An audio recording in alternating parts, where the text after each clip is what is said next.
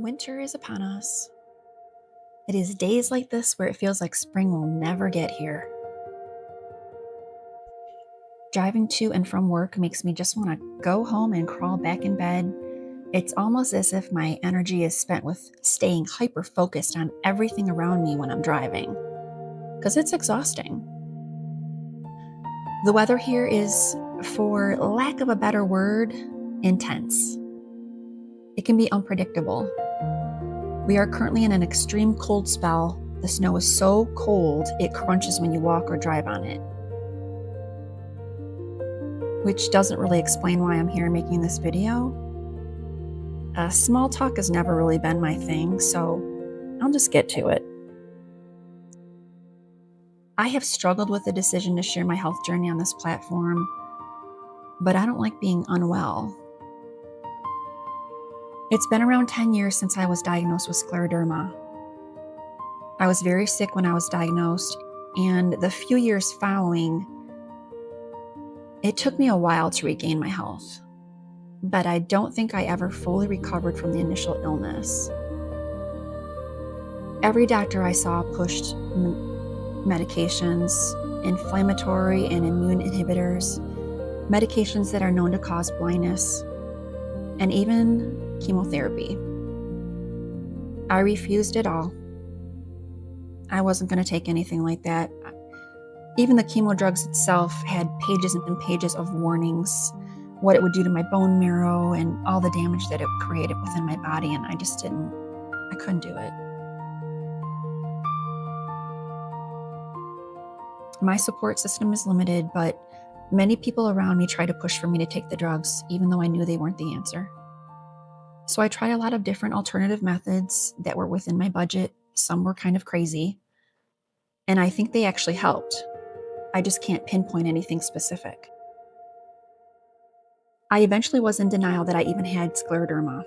I couldn't see the symptoms that my doctors talked to me about, like the broken blood vessels in my nail beds.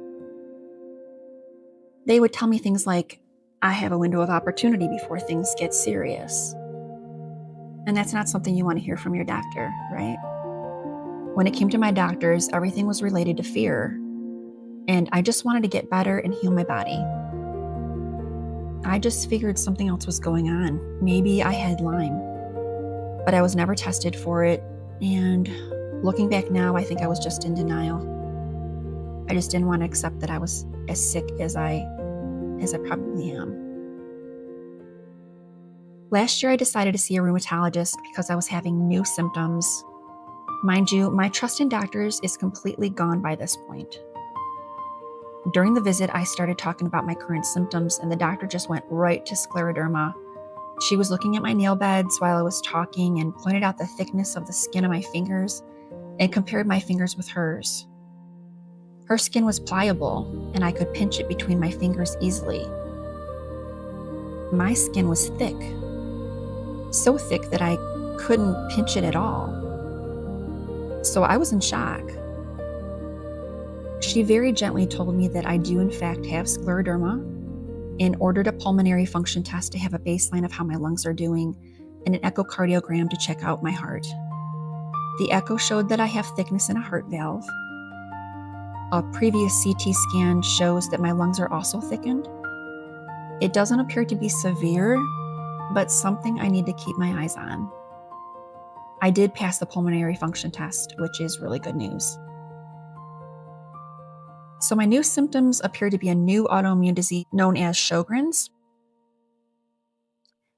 Honestly, I think these symptoms are far worse than scleroderma for me right now, but I will see my rheumatologist in a few months to go over everything. Really, in the meantime, I'm focused on healing my gut. I've been making Dr. William Davis's cultured yogurt, and when I avoid sugar, I definitely feel like my symptoms are greatly improving. I'm convinced that sugar is my kryptonite. I've tried every diet. I was gluten-free for a long time, paleo, Whole30, vegetarian for 10 years, vegan, raw cleanse. I did a raw cleanse for 9 weeks. I felt actually pretty good with that, but it just wasn't sustainable. It wasn't sustainable to eat just nothing but raw fruit for 9 weeks and beyond. I don't think there is one particular diet or way of eating that is better than the other, but I do know that removing sugar and processed foods is absolutely necessary to heal. It's just a process, and I'm trying. I've joined the groups of other people dealing with the diseases, but have mostly noticed that so many focus on just being sick rather than healing, and that's just when I shut down. I honestly would love to have a community of like-minded people come together, sharing what has helped them. I just don't want to be sick. But I also realize that pretending everything is okay isn't helping either. So, there. Now you know. Eventually, I'll go more into my symptoms and share everything that has helped. I've seen what these diseases can do. I've met people that have both Sjogren's and Scleroderma, and it's pretty intense. Their skin is very thickened. They get ulcers on their fingers. It's pretty painful to look at, let alone I can't imagine what they're going through, so it's pretty scary.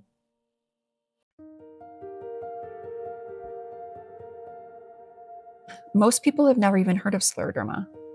I know I never did before I was diagnosed, but hopefully me sharing my story helps someone else feel not so alone. Until next time, thanks for watching.